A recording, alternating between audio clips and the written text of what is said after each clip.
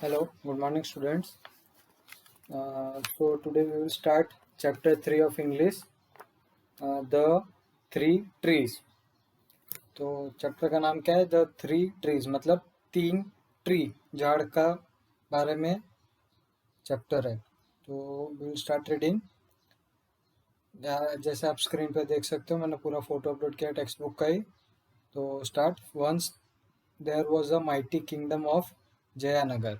Mighty kingdom मतलब बहुत बड़ा किंगडम. किंगडम क्या होता है? किंगडम मीन्स कोई एक एरिया जहाँ पे कोई एक राजा हो तो उसे बोलते हैं किंगडम. और माइटी मतलब बहुत बड़ा. तो ये किंगडम कहाँ था? जयनगर में. In that kingdom there was a huge forest. Huge मतलब वेरी बिग, बहुत बड़ा फॉरेस्ट था. फिर there were three trees on a hills in the woods. They were discussing their hopes and dreams when the first tree said. तो कैसा था इसमें? On the top of the hill. Hill मतलब mountain जैसा होता है, उसके ऊपर तीन ट्री थे. तो वो लोग क्या डिस्कस कर रहे थे? About their hopes and dreams. Hopes मतलब उन्हें क्या आशा है खुद से, और ड्रीम्स मतलब सपने. तो they were discussing about their hopes and dreams when first tree said, some day I hope to be a treasure chest. I could be filled with gold, silver and precious gems. I could be decorated with intricate carvings and everyone would see the beauty. तो इसमें first tree ने क्या hope या dream बताया उसका कि he wanted to be a treasure chest. Treasure chest मतलब जिसमें पुराने in olden times when they used to put gold, silver coins, jewellery etcetera. मतलब जब पुराने ज़माने में लोग जिसमें सोना चांदी और वो सब रखते थे ना, उसे ट्रेजर चेस्ट बोलते हैं. तो क्यों ऐसा बोला था? Because it could be filled with gold, silver and precious gems. और उसने ये भी बताया कि he will be decorated by intricate carving. Carving मतलब वो लकड़े पे अपने जो डिजाइन करते हैं ना, उसको कार्विंग बोलते हैं. और उससे क्या होएगा कि सब उसकी ब्यूटी देख सके, वो कितना अच्छा लगता है वो. फिर उसके बाद then the track second tree said, some day I will be a mighty ship. I will take kings and queens across the waters and sail to the corners of the world.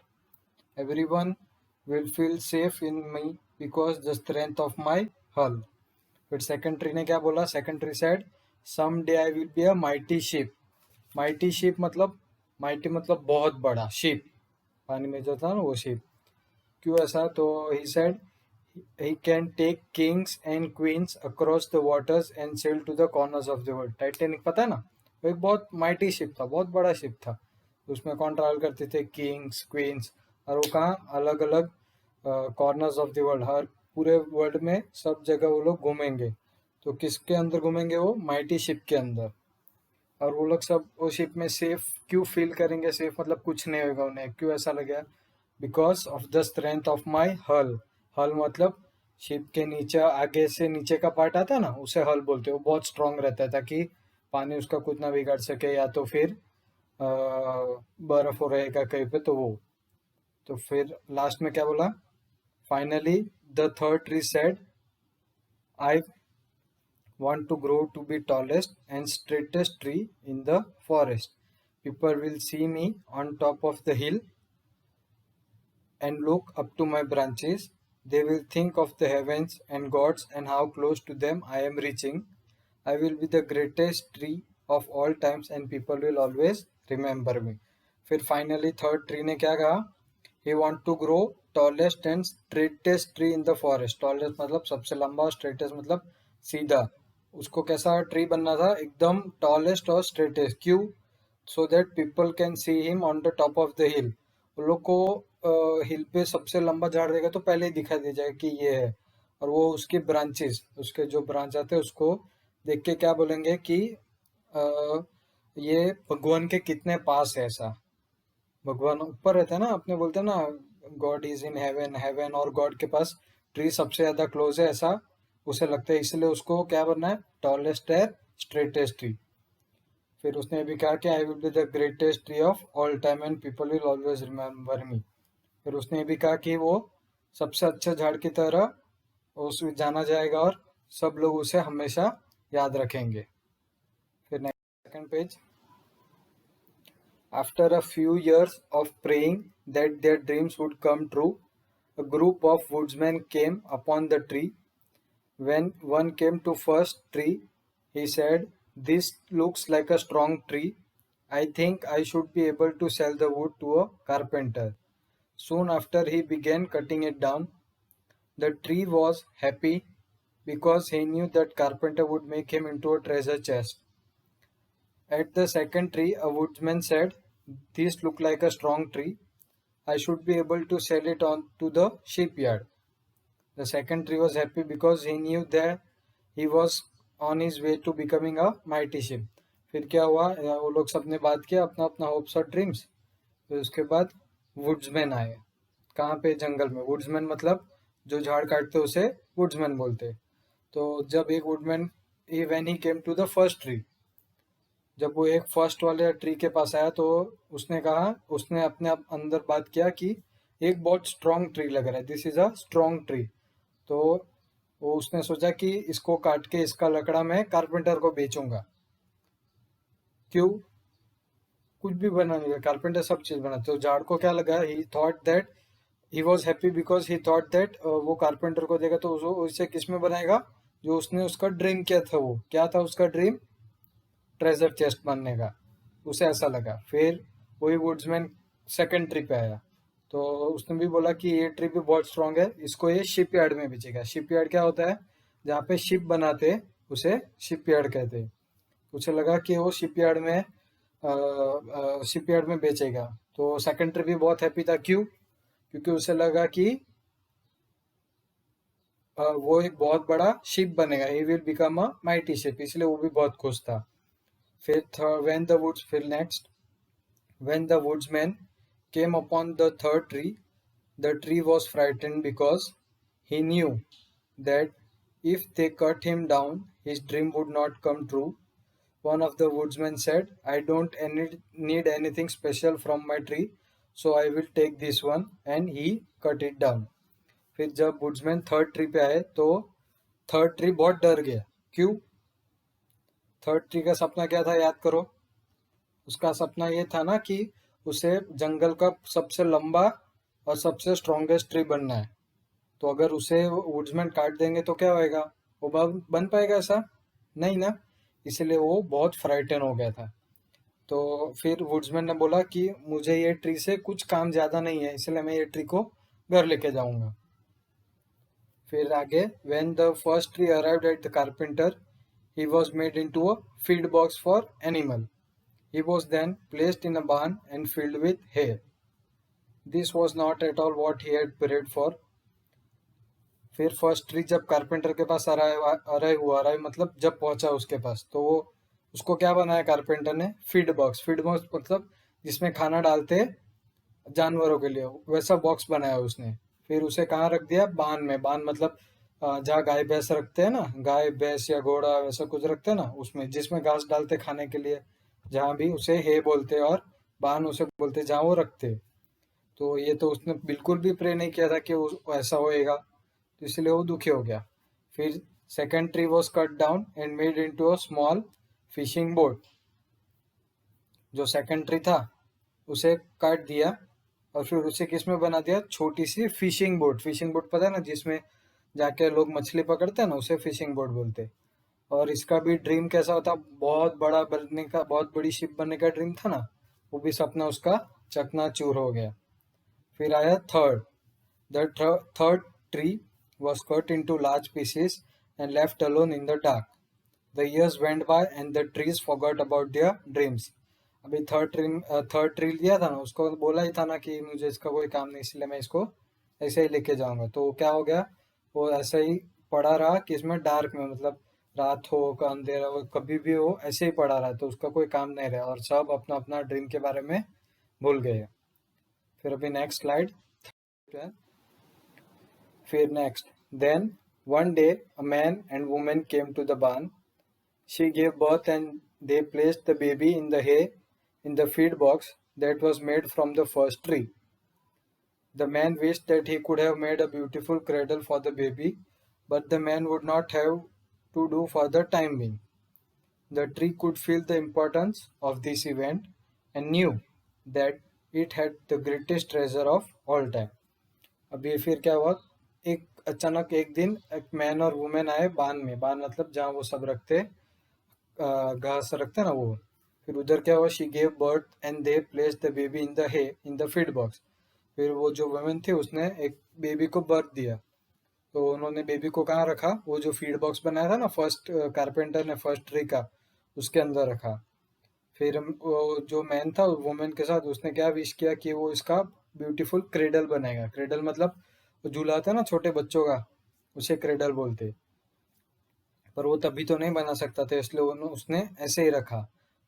फिर जब उसने वो baby था उसको उसमें रखा, तब tree को ये फील हुआ, उसको एहसास हुआ कि ये बहुत इंपॉर्टेंट इवेंट है इसका। किसके लिए? ट्री के लिए। तो क्यों? बिकॉज उसके अंदर था greatest treasure of all time. एक जो बेबी होता है ना उसका वो जब जन्म होता है ना तो बहुत खुशी मिलता है, तो उसके लिए वो सबसे खुशी भरा था, इसलिए उसने इधर ऐसा बोला कि it was the greatest treasure of all time. समझ आया? फिर नेक्स्ट है, years later a group of men got in fishing boat made from the second tree. One of them was tired and went to sleep. While they were out on the water, a great storm arose, and the tree did not think it was strong enough to keep the man safe.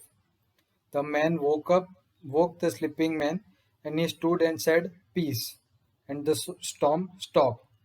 At this time, the tree knew that it had carried the king of kings in its boat. फिर क्या हुआ, जो second trick था उससे क्या बनाया था, याद करो, क्या बनाया था? The fishing boat. तो एक बार एक ग्रुप ऑफ मैन मतलब दो तीन मैन लोग थे जिन्होंने फिशिंग के लिए वो बोट लेके पानी में गए थे। तो तभी एक था जो थक गया था, तो ही वेंट टू स्लीप। तो वाइल दे वर स्लीपिंग, और जब वो पानी में थे तो a great storm arose. Great storm मतलब बहुत बड़ा तूफान आया। तो ट्री को क्या लगा, सेकंड ट्री को देख कि वो इतना स्ट्रांग नहीं है कि वो मैन को सेफ रख पाएगा, जिस जो सोया है और जो उसके अंदर आए थे वो। फिर जो सोया हुआ मैन था, वो स्लीपिंग मैन था ना, तो वो खड़ा हो गया and he said peace. Peace का मतलब क्या होता है? शांति। चिल्लाया वो, और उससे क्या हुआ, द स्टॉर्म स्टॉप। जो स्टॉर्म था वो स्टॉप हो गया। तो ऐसे टाइम पे, ये टाइम पे सेकंड ट्री को क्या रियलाइज हुआ कि he was carrying the king of kings in its boat. उसे ऐसा उसने उसको ऐसा फील हो कि वो king of kings in its boat. अभी तुम लोग को ये सेकंड ट्रिक तक समझ नहीं आएगा कि किंग ऑफ किंग्स क्यों बोल रहे हैं इसको। पूरा लेसन खत्म हो जाएगा तो आपको पूरा समझ आएगा। तो अगर इधर तक समझ नहीं आया अच्छे से तो टेंशन मत लेना, लास्ट में आ जाएगा। फिर फाइनली आगे बढ़ते। Finally, someone came and got the third tree. It was carried through the streets as people mocked the man who was carrying it. When they came to a stop, the man was nailed to a tree and raised it in the air to die at the top of hill. When Sunday came, the tree came to realize that it was strong enough to stand at the top of hill and be as close to God as was possible because Jesus has been crucified on it. फिर third कोई आया third tree के पास, तो third tree को वो खींचते हुए streets में लेके गया। स्ट्रीट्स मतलब गलियों वहाँ रहता है ना, शहर की गलियों, उसमें लेके गया। और जहाँ स्ट्रीट्स में गली में जो आजू बाजू जो लोग थे, देवर मॉकिंग ही मतलब उसको गाली दे रहे थे, उसको बड़ा बुला बोल रहे थे, ऐसा सब। फिर जब वो रुके तो जो वो आदमी था जो झाड़ को ट्री को कटे हुए ट्री को लेके जा रहा था, उसको वो आजू बाजू स्ट्रीट के लोगों ने उसको झाड़ पे लटका दिया और उसके दोनों हाथ फैलाकर उसको किल्ले मार दिया। किले आते हैं ना, नेल, वो मार के झाड़ पे लटका दिया और उसे मरने के लिए छोड़ दिया। फिर जब संडे आया और वो टॉप ऑफ द हिल पे थे, तो ट्री को क्या रियलाइज हुआ कि it was strong enough to stand at the top of hill and be as close as to God as possible. Tree को क्या रियलाइज हुआ कि वो अगर ये आदमी इसके ऊपर लटका है तो क्या होएगा, ही वॉज एज, जितना वो गॉड के क्लोज रह सके उतना वो था। कैसे? क्योंकि वो जो आदमी था जो ट्री को खींच के लेके जा रहा था और जिसे नेल किया था झाड़ पे, वो कौन था? जीसस। जीसस भगवान आते हैं ना क्रिश्चियन के, वो थे, उन्हें उसके ऊपर मारा जा रहा था। समझ आया ना? अभी समझ आया कि बोट पे कौन आदमी था जो सोया हुआ था, जिसने पीस चिल्लाई और स्टॉर्म स्टॉप हो गया था? वो कोई और नहीं, वो जीसस थे। और जब फर्स्ट ट्री को कट किया, जो बर्थ हुआ था ना वो बेबी का, जिसको उन्होंने वो हे बॉक्स में रखा था, वो कौन था? जीसस थे। समझ आया? तो फिर last, the moral of the story is that when things do not seem to be going your way, always know that God has a plan for you. If you place your trust in Him, He will give you great gifts. Each of the three got what they wanted, just not in the way they had imagined. We do not always know what God's plans are for us. We just know that His ways are not our ways, but His ways are always the best. तो ये story से क्या सीखने मिलता है? What is the moral of the story? इसका ये मतलब है कि अपने जैसा सोचते कि ऐसा होएगा वैसा कभी नहीं होएगा। समझ आया? गॉड के पास सब चीज का प्लान है, उन्हें अपने लिए हमेशा अच्छा करते। कभी कभी अपने को टफ टाइम्स लगता है तो अपने को ऐसा लगता है कि क्या हो रहा है ये, मैं ऐसा हो जाऊं ऐसा, पर ऐसा नहीं सोचने का। बी स्ट्रांग और गॉड में विश्वास रखो, कीप फेथ इन गॉड। वो हमेशा अपने लिए अच्छा करेंगे। तो इससे क्या सीख मिलता है कि अपने को हमेशा जो चाहिए वो नहीं मिलता है। अपने को जो चाहिए वो नहीं मिलता है, बट जो अपने लिए जरूरी है वो मिलता है अपने को हमेशा। और इसमें भी ट्रीज को जो चाहिए था वो मिला, पर कौन से वे में? उन्होंने जैसा सोचा था वैसा नहीं, पर दूसरे वे में, पर मिला वही।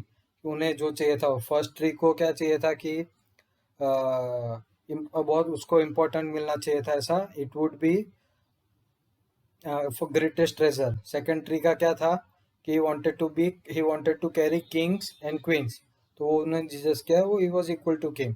और थर्ड का क्या था कि he wanted to be as close to God as possible, तो वो थे भी। समझ आया? तो इस moral of the story is, अपने को हमेशा जो चाहिए वो नहीं मिलता, और जो जरूरी है वो मिलेगा, अच्छे अच्छे तरीकों से ही मिलेगा अपने को। अपने तरीके से नहीं, बट किसके तरीके से? गॉड के तरीके से। समझ आया? तो अभी ये इसके अंदर जो क्वेश्चन आंसर है उसको लिखने का ट्राई करना पूरा। अगर कुछ ना मिले तो ग्रुप पे लिखना, उसका क्वेश्चन आंसर जो चाहिए वो बता देंगे। पहले ट्राई करना पर। ठीक है? Thank you.